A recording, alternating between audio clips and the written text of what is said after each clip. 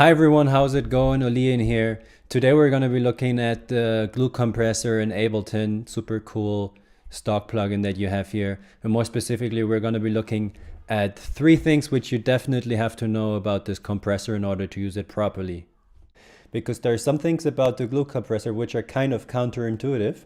And in the beginning, I've been kind of struggling, to understand what the hell was going on. So I thought I'd make a quick video about it and share those three things.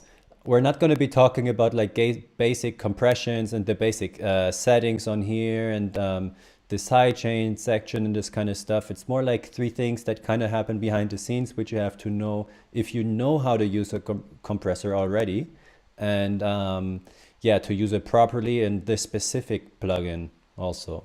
So let's start out with the first thing. Actually, that's going to be a quick one because I'm not going to go so much into detail, but you can definitely improve the quality of the sound that you're creating when you're compressing by enabling oversampling.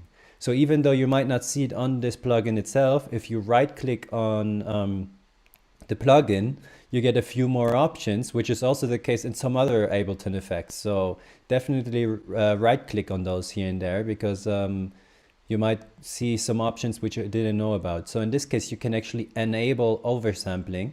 And I'm not going to go too much into detail what that exactly does. You should probably read like some very long article online about that. And I also don't understand it completely well enough in order to put it in a very short words. But basically, you can improve the quality, especially when you're compressing things like that contain a lot of high frequency content like cymbals and crashes and hi-hats and this kind of stuff. You sometimes get harsh distortion if you're using compression on those, and using oversampling can definitely improve that quality. It might be something that you don't really have to worry about yet because your ears wouldn't be good enough to realize that anyway and this kind of stuff. I mean, I'm still at that point, but just knowing that, you can maybe just like use it even though you might not completely realize what is happening, might improve the quality of your audio.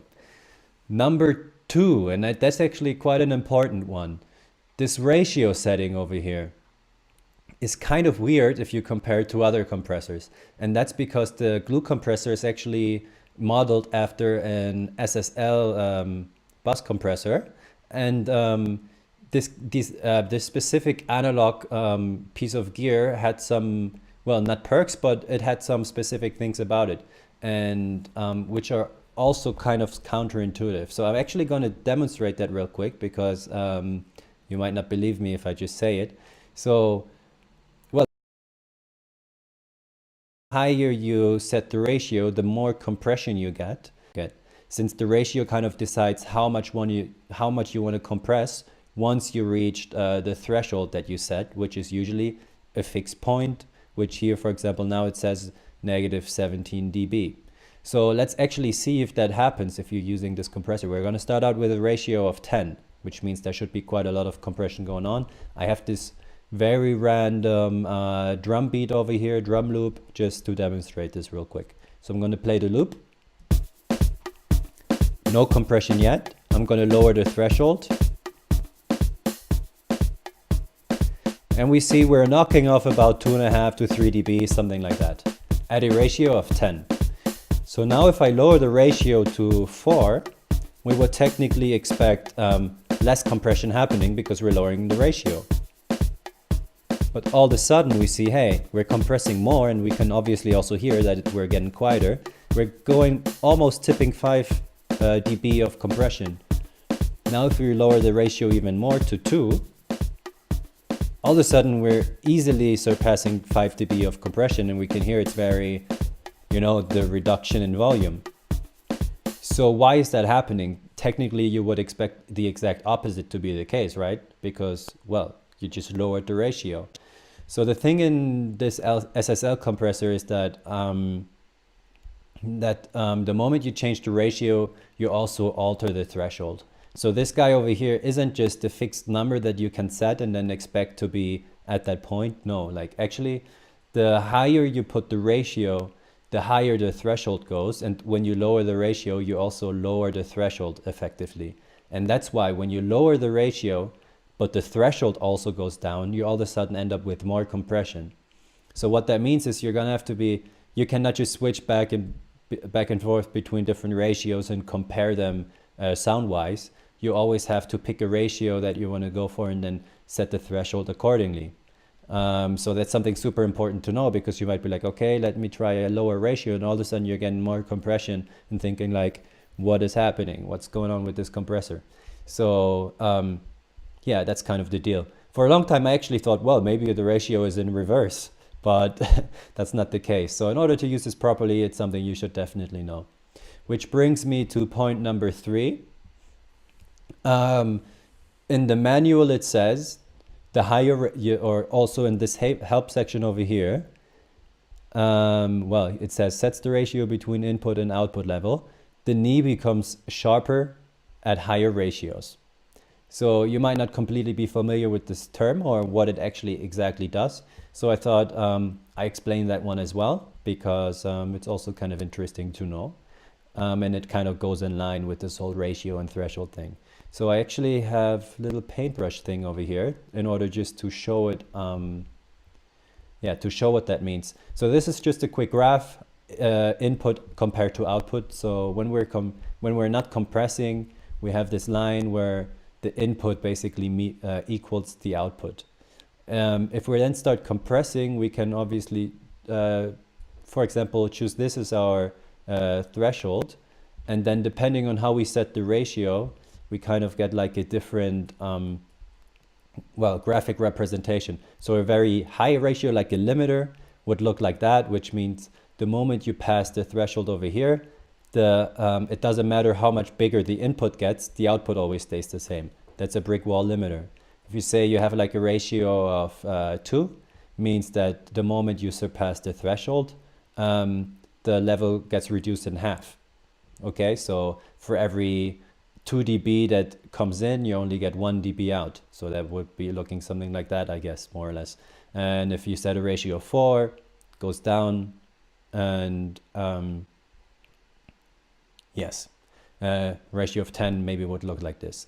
So this little angle over here that starts showing up once you actually add compression is called the knee, because this kind of resembles a leg in a way, you know, like this the upper part of the leg, this the lower part. Then you have the kneecap over here. And obviously, if you, let me just get rid of the thing that I drew actually here, like this. So obviously, the higher you put the ratio, the smaller the angle in here gets. So the sharper the edge gets over here. But that's not actually what they're talking about.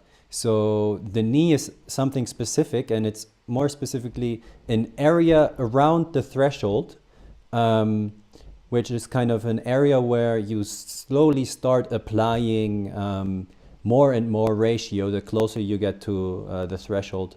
And yes, put in those terms. So it's kind of somewhat similar to the attack time, but based on input, the input in dB instead of time, which means since normally a compressor would reach the threshold and immediately start applying the complete ratio, but in order to make things a bit softer and more smooth, you can say, hey, already start applying a small amount of the ratio, or start applying more and more of the ratio the closer you get to the threshold.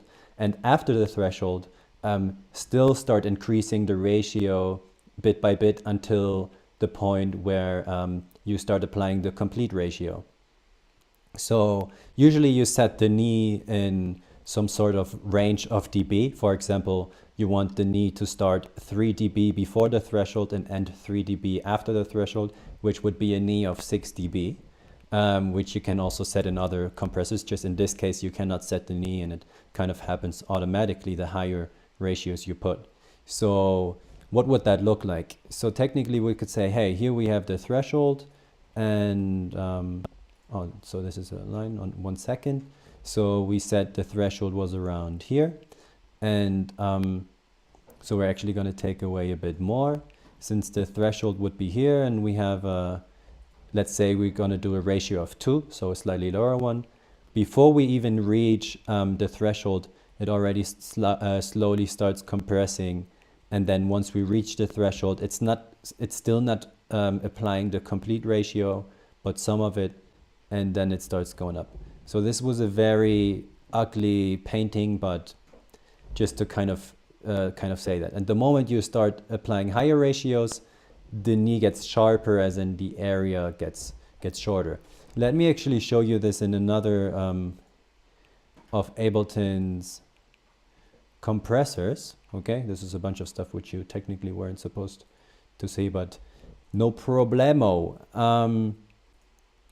Audio effects, we're gonna take the normal compressor of Ableton, should be C, exactly, compressor. And there you can see, I hope this is not too small, but you can see you set the knee over here, which is set at 6 dB. And you can even get a graphical representation, exactly. So here, now let's apply a ratio that's a bit higher. There we go. Now we see this is kind of round over here. And if we now change the knee setting, you see that smaller and bigger, which makes the slope of this area around the threshold sharper or softer. So in the glue compressor, if you have a low ratio, it's a softer knee, and the moment you put the ratio up, the moment you move this ratio guy over here, you get a sharper knee. And those are the 3 things you should know about the glue compressor in order to use it properly. I hope you found it helpful. And if you have any other questions, or I went over some stuff too quickly, feel free to hit me up in the comments. I'm going to reply for sure. And if there are any other topics you would like to hear me talk about, feel free to also ask about them. Maybe I don't know much about them yet, but then maybe it's good for me to actually figure them out and then share my findings, because that's kind of what I do. Cool. Yeah. So thanks for sticking around. I hope you enjoyed the video. Feel free to subscribe, or also like my Facebook page or something like that. But it's definitely not required. So, but yeah, glad to have you, and hope to see you in another video. Peace.